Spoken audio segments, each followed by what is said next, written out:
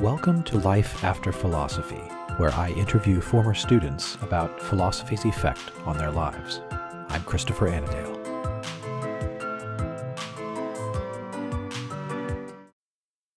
Welcome to Life After Philosophy.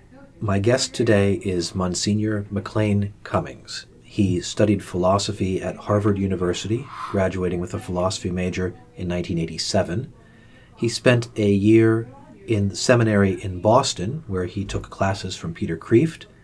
He then earned a Licentiate in philosophy in Rome at the Gregorian University in 1993. He was ordained a priest of the Archdiocese of Baltimore in 1998. He, after that, earned a doctorate in Moral Theology in 2009. He has served postings in Russia and with the Congregation for Eastern Churches in the Catholic Church. Since 2018, he has been coordinator of spiritual formation at Mount St. Mary's Seminary in Emmitsburg, Maryland, where he's my colleague. Monsignor, welcome to the program. Thank you so much, Dr. Annandale. Happy to be here.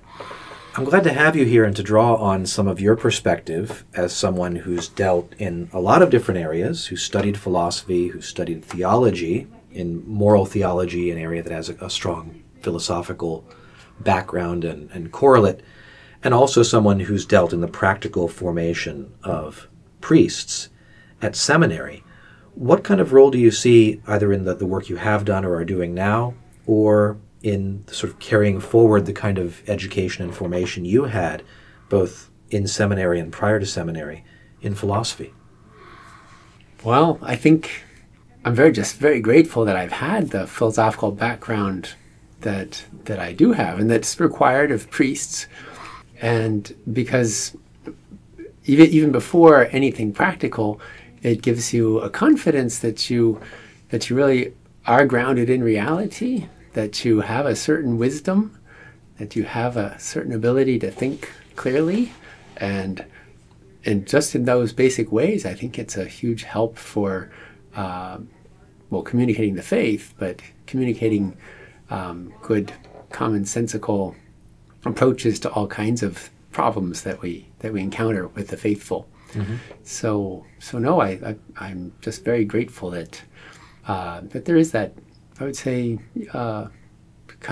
wisdom. Philosophy is wisdom, yeah. And if we have a background in perennial philosophy, then it does prepare you for life generally, but certainly for having a foundation to build on with the faith. Yeah. Now, some people would think of philosophy as being primarily critical, as philosophy is about asking questions. It's about opening up settled answers and assurances and probing at them.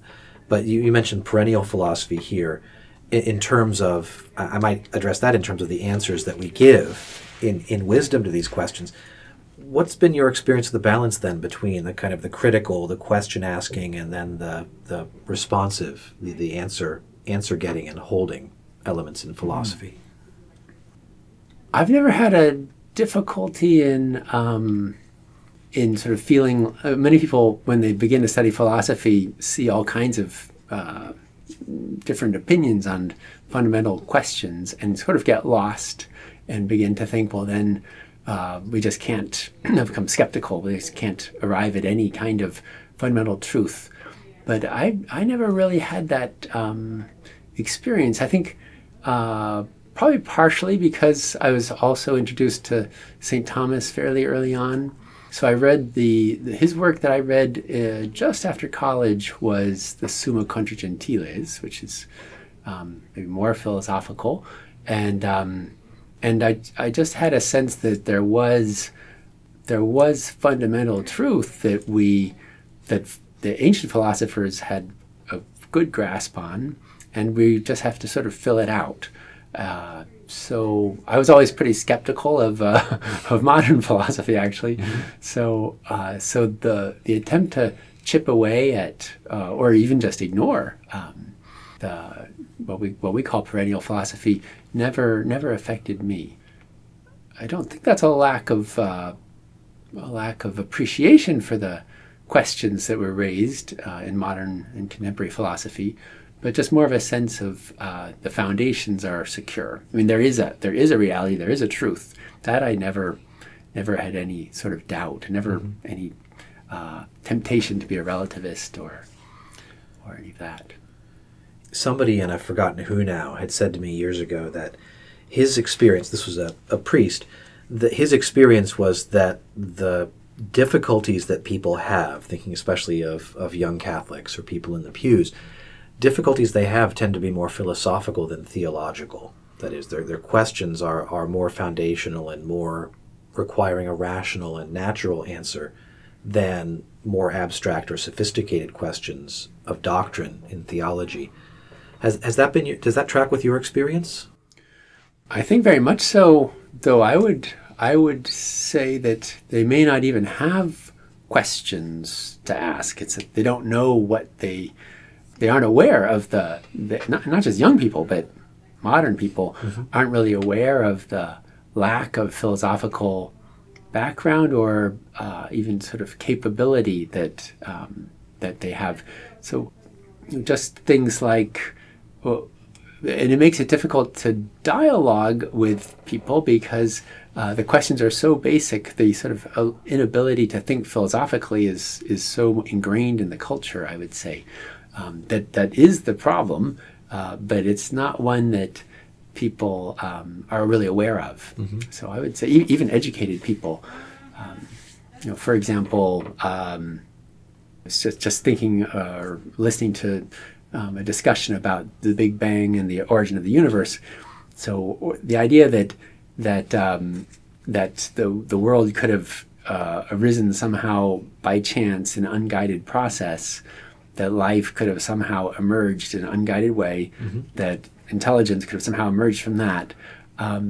Philosophically, just the idea that you could have something could organize itself and somehow by chance, it almost doesn't even make sense philosophically to not have some kind of mind and some kind of power that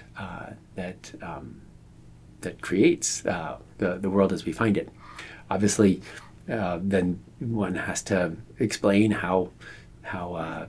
what chance is and how natural processes have their own autonomy and so on. But the fact that you could have order and life and reason and all that without to come from nothing, or emerge by itself, it doesn't make really any philosophical sense at all to have the greater come from the lesser or order from disorder.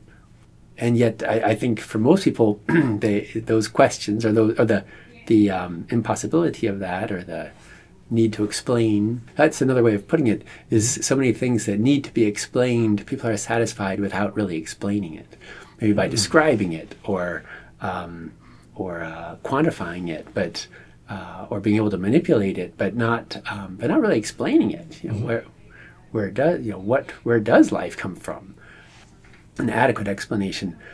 So I think maybe the first goal of philosophy in our culture would be to help people understand that there's a lot of questions that need an explanation. Yeah, that's a fascinating way to put it, because I'm thinking that perhaps one of the characteristics of our non-philosophical or even anti-philosophical culture, either as Americans or as moderns, may be a certain kind of, I would say, intellectual timidity or fear. John Paul II talks about a kind of fear that characterizes the intellect, that pulls back its horizons and its ambitions. This may be too ambitious a question, but is there any sort of program of revival? Is there a clear or even an obscure way back for us in terms of reawakening people's curiosity, people's wonder, people's desire for, and really kind of getting the hunger and the intellectual drive for a fully satisfactory explanation of things? What are your thoughts on that? I think there must be, because as John Paul II, it was a huge contribution to the Church. His what I understand was his encyclical that he was just waiting to write late in his life, fides et ratio. So that really it deals with philosophy and the need for it and how it has fallen, how it has fallen. But in that, he does say, every man is a philosopher, and children with their wonder and openness to all that's good and true. I think that it must be that we can stir up that desire for wisdom and for the truth and that appreciation of it in every generation. I think the trouble is getting let's say an authentic or this perennial philosophy in some form appropriate to children's age before the culture kind of deadens their openness to those bigger questions or to the truer answers.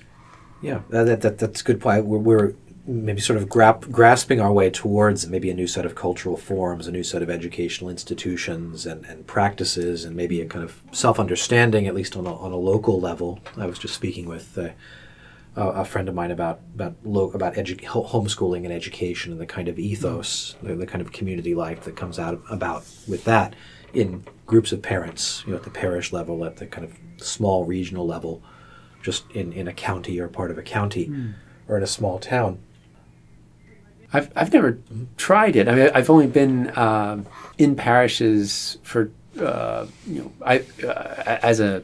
as a position for twice for 4 years and 2 years, and then other than that, just sort of helping out in other people's parishes.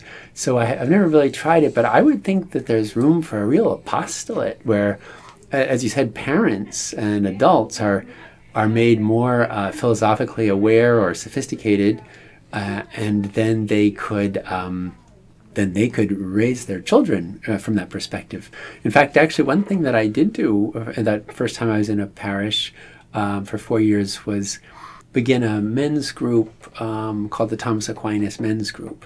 And so that's philosophy and theology mixed up in the Summa. And we just read the Summa Saturday mornings. Oh, wow. Yeah. They would come at 7 a.m. on Saturday morning, and we would have coffee, donuts, and as we developed it, eventually each member would lead one week, introducing the discussion of a question or two, and they loved it. So men who had never heard of St. Thomas, they read the whole Summa on their own, and then they went back and started it again. Gosh. The group went on long after I left for 20 years. It went on, and they were really discovering not only theological questions and doctrines that were interesting, but so much that was philosophical, and they really loved it, and I'm sure it helped them in their not only in their faith but in their raising of their children. That's really something. That's amazing. That sounds like just the kind of thing that people would love to have. Yeah, and I'm glad there's got an enthusiastic reception. Yes, and then I was thinking of how. And again, I never actually did it, but how one could quite easily have some kind of course for parishes which would introduce people to the major themes. For instance, that we have a soul. That's a philosophical issue. It's incredibly important. It's I would be sure that the vast majority of our people, if you asked them, what is it that we think with, they'd say our brain, and they would have no idea really of what the soul is, and wouldn't have any. If they did have any idea, they'd think it was a purely theological matter of faith, not anything that any philosopher ever bought into. And it's so fundamental for so many things, including the pro-life movement, that really we should be teaching people about the existence of the soul and how to defend it. And that's one example, but there's many philosophical ideas that really should be taught to the faithful. It sounds like there's a tremendous space out there for, not even just in the sense of digital culture or broadcast culture, but simply at the ground level, reading groups and conversation and talk, and of course the philosophical formation of future priests. One of the things that I'm privileged to assist with in my small way. but trying to ensure that men's ministry, their pastoral awareness, their approach to the liturgy and everything else that one does is informed by a deep encounter with and sort of drawing from this spring of wisdom that's in the perennial philosophy. I was thinking in light of something you were saying a moment ago, of an essay by R.R. Reno from First Things, a very short essay from some years back that I will occasionally teach in class about the love of truth. And if I recall, his main thesis in this very brief article was that the kind of intellectual culture that our students are inaugurated into, and that maybe sort of pervades our schools and even our colleges, it deals with it prioritizes the need to avoid error. So students come in very error shy, that thinking in terms of science or mathematics or even of philosophy and other humanities, they don't want to be wrong. They like to pursue a method that gives them as few errors as possible. But his suggestion was that this is coming at the extreme at the cost of a love of truth, a drive to get the fully satisfactory explanation and not to be satisfied until you have it. So his worry, if I'm remembering correctly, this is ages ago, is that we are sort of in effect living through a culture which is prioritizing avoidance of error over love of truth, and that the love of truth is kind of diminishing, withering away for lack of sustenance. What we really need to awake either is this sense of wonder or this desire for explanation, for something fully satisfactory that one can celebrate intellectually as well as know and find. Maybe this fits in with a theme from Fides et Ratio about the desire for a comprehensive theory of all things, and not just being contented with the grains of truth that we get through a more analytical and scientific method. Right. That sounds very, very true to me. Very, very well put. Because that desire to not be wrong, it can be satisfied by limiting what one considers knowable to a very small level, very low level, and mainly things that are empirically verifiable, and bigger questions that one could debate about, and also truths that being open to truths that are beyond us. I don't know if you know this, but the shield at Harvard, which obviously says Veritas, the syllables of that word are written on 3 books. And so the books, when you look at the shield, are open towards you, the VE on one and the RI on the next and the TAS. But on the original shield, one of those books was turned upside down. And it was to symbolize that there are truths that are beyond our ability to know or to know fully, mysteries of the faith. Because that, Veritas was originally a religious concept, the truth of Jesus Christ. But at some point, I think the 19th century, they flipped all the books over. That's really interesting. I wasn't aware of that. That's an interesting sort of symbolic representation of the mystery at the heart of all knowledge, at the limit. Yeah, that's really fascinating. May I ask you about what you've seen of the role of philosophy in the formation of men who are studying for the priesthood? You I think, would tend to deal with them either simultaneously with me or after I've dealt with them. I deal with the first 2 years of a 6-year program, perhaps 7-year program, in priestly formation. Do you see philosophy as being important in terms of men's development across the board in the human and affective and other dimensions? Yes, certainly. I would say, the first thing that comes into my mind is that it's and you probably know this better than I, that philosophy is difficult for many of the men, and it can definitely be studied as it's a necessary prerequisite, but a little bit wondering why and will I ever need this, and kind of maybe a lack of appreciation or a lack of integration, even though I'm sure the professors do their best to see why why, how it fits with theology and why it's considered necessary. But I would think even if the students, many of the seminarians, have difficulty with it and don't fully, maybe sort of think, oh, I'm glad I'm done with that. I'm sure that just talking about philosophical ideas, having to work with theological arguments, having to study logic, I'm sure that it does form their mind, their way of thinking, so that they can better understand themselves, better express themselves, better understand theological arguments. I'm sure it does have a lot of fruit. Even if it isn't enthusiastically embraced and pursued as well, because certainly the ideal would be to continue to study philosophy and as one goes forward. Do you think it'd be fair to say that that every priest is, in a sense, a philosopher, in the sense of the ministry that he's carrying out? Oh, I think so. I definitely. I would hope that that priests also feel that, and I think they are perceived as wise people. People are coming to us for advice all the time, and that's not only because we're supposed to have studied canon law so we can give some kind of practical direction on particular problems, but so much or that we get so familiar with different types of problems that we just have experience. I think a lot of it is there's a certain wisdom that should come from prayer, most of all, from knowing the Lord and having developed the mind of Christ, as St. Paul says.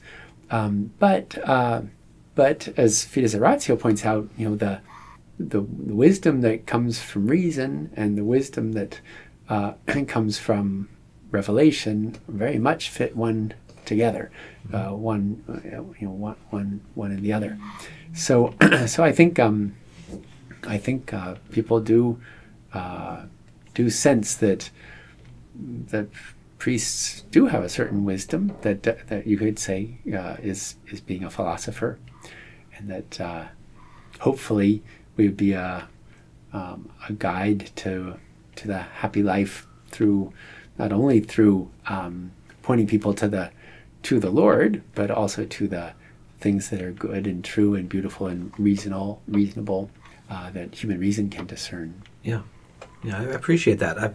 I've thought myself in reflecting on this that there it may be the case that a certain kind of natural wisdom, a certain kind of, I might say, expertise in human flourishing, at least a knowledge of what makes people flourish and what frustrates their flourishing, even at the purely natural level, could be a kind of bridge between the wisdom and authority of the priest as a minister of Christ and the laity. One, because it can be grasped and verified intellectually, not merely upon authority. It seems to me that might cut against certain trends in legalism in the American church, especially I think in the lay consciousness, where we laity tend to approach the priest as a kind of oracle of a mysterious power who can tell us things that we would never learn in any other way. And certainly that's the case in some fashion, in some contexts. But it seems to me, if you pardon my going on a bit, that the modern moment, that the current moment in the church, especially in the American church, seems to me ripe for a kind of increase in the intensity and the pervasiveness of philosophical training and philosophical speech in the clergy. That there may be a certain kind of philosophical malformation that can be responsible for a number of different problems, and that part of the solution might be both a clerical and a lay culture in the church that is more openly and explicitly philosophical at some levels. This is maybe my own ambition for the influence of my life's work. Helping to prepare men who can be like that, and who can be philosophically grounded in terms of their self-understanding, but also in terms of the kind of wisdom and the way in which they communicate wisdom to their people, the people in their charge. Sure, even talking about wisdom is something that I think we have to remind ourselves to do. That you can have very very intelligent people, and there's many in our culture who are foolish in the sense of not having that wisdom. And so to aspire to be wise is something which is important in itself. And as you were saying, as you were speaking, I was thinking that this philosophical training for priests, I think it is a specifically Catholic thing. You don't. I'm sure. I dare say maybe Protestant ministers, some of them will study some philosophy, but it's much more of a Catholic approach to presenting the faith or understanding the faith, to integrate it with that human wisdom, and so that's an important point to make. It's a contribution that the Catholic Church brings, especially to the United States and to a secular country, that the other ministers of the gospel may not be able to bring. So maybe a particular responsibility that we Catholic priests have there, right, for integrating philosophy and the faith.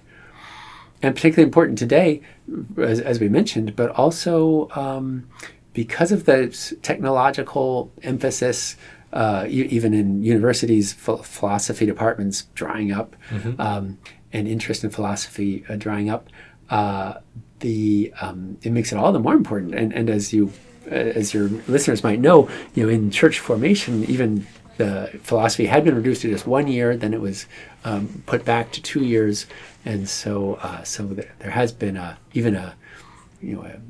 was the danger of kind of losing that formation for a time, but now it's, I think, firmly back as a part of priestly formation. Right, I think that's correct. That's certainly been my experience of seminary, working in seminaries for the past 20 years. You've completed 2 degrees in philosophy, one at a secular institution, one at a church institution. Was there any particular philosopher or movement in philosophy that became very important for you, either personally or in terms of your vocation and later ministry? Yeah, funny you should that you remind me that it was when I was almost finished college that I ran into a priest at a conference. And he asked me what my major was, what I was studying. I said philosophy. He asked me, who's your favorite philosopher? And I believe I said Descartes. I liked math and I liked Descartes. Yeah. And he said, well, really? Well, do you like St. Thomas? And I had never even heard the name Thomas Aquinas, certainly not as a philosopher.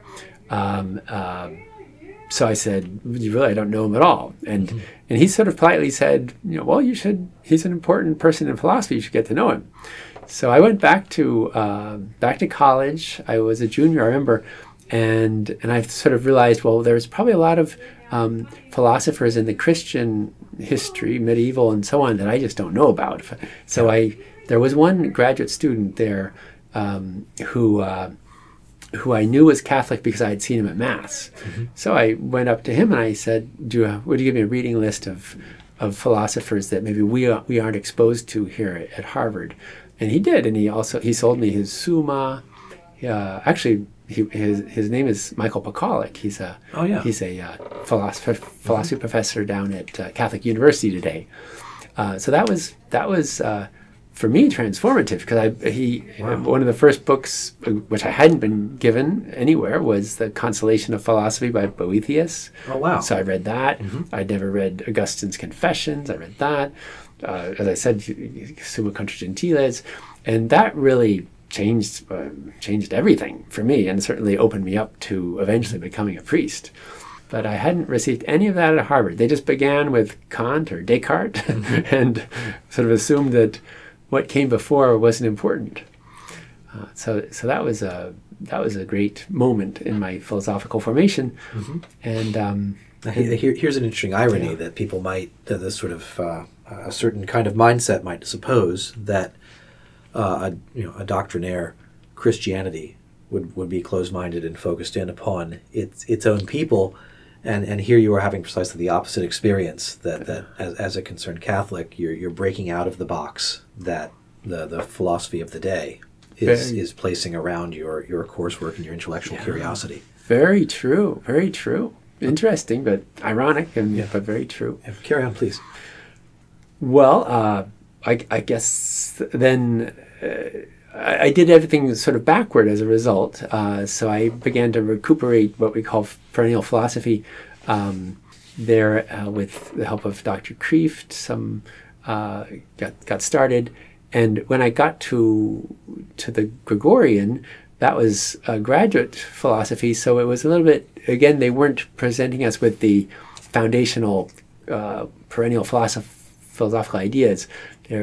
So I had to sort of make those up on my own. Mm-hmm. And that maybe was helpful in the sense that it got me doing independent reading more than maybe I would have otherwise. So I've always tried to, and have never stopped, trying to fill in the gaps and mm-hmm. build on what I what I was given. Very helpful in that regard. Maybe your listeners don't know about it. Is Copleston, mm-hmm. That Father Frederick Copleston's works I always found very helpful. His nine-volume history of philosophy. Exactly. Yeah. Which is actually written for seminarians. Is that right? Yeah. I didn't know that. Apparently, but it's a wonderful help to get summaries of philosophers, get an overview, and fill in gaps. Mm-hmm. in your background. That's great. I actually had not even been introduced to Plato and Aristotle because there is a requirement in ancient philosophy, one class to graduate, but when I was a senior, whoever taught ancient philosophy was on sabbatical or something, so they just passed on it, and I ended up graduating with a degree in philosophy and nothing before Descartes. Oh, literally. My goodness. Wow. Yeah. No, very bad, very bad. Well, I'm glad you've been able to sort of reverse engineer an education in the history of philosophy. That's I'm sure you're not the only one to do that. I've known other people who've said roughly the same thing. They sort of backed into Thomism or into other fields and other areas. Yeah, as best as I can. Let me ask you the question of the show, which is: do you have any advice that you might share based upon your life experience with college students or homeschoolers or high schoolers who might be contemplating the study of philosophy with a little bit of anxiety and wondering if it's not a waste of time or something that they would be better to pass by? Is there any encouragement or advice you'd offer that from considerably down the road after your reflecting back on your philosophy education? Mm-hmm. I think I would just say, don't get afraid or frustrated or somehow cynical. This isn't really necessary or productive, but rather retain the basic idea of philosophy, that it is the human mind just wondering at so many marvelous, enigmatic aspects of reality, and trying to understand every aspect of reality. There's a philosophy of music. There's a philosophy of science. There's a philosophy of history. There's every aspect of reality. We just want to think about it, understand it, and that's what philosophy is. So not to let complicated terminology or different complicated theories sort of scare one off or bore one either, but to try to always find the sort of the simple overview or a good summary to try to understand what the real questions are. Because if you stick with the real questions, you'll find it interesting and fascinating. Everybody will. But if in fact you just get somehow overwhelmed or confused by terminology, then I think people can not want to get involved. Right. Well, you've certainly managed to transcend a truncated philosophical focus early in your education, and here you are now, doing what you do. Well, no, thanks be to God, and it's certainly something one can never fit. Well, I think it's a good thing, as Socrates said, to always feel inadequate or ignorant is a good place to be also. So that's, if somebody feels that one's not grasping everything and that there's so much out there that isn't fully understood, and that one isn't particularly good at articulating it, that shouldn't make you, that might actually be a good sign that you're aware, you have the proper respect for the greatness of the questions that philosophy treats. So it's something that one can continue to study and develop and think about one's whole life. That's great. That's very well put and a fantastic place for us to conclude. My guest today has been Monsignor McLean Cummings, a Catholic priest of the Archdiocese of Baltimore, who currently serves as the coordinator of spiritual formation at Mount St. Mary's Seminary. Monsignor, thank you so much for being with us today. Thank you for having me.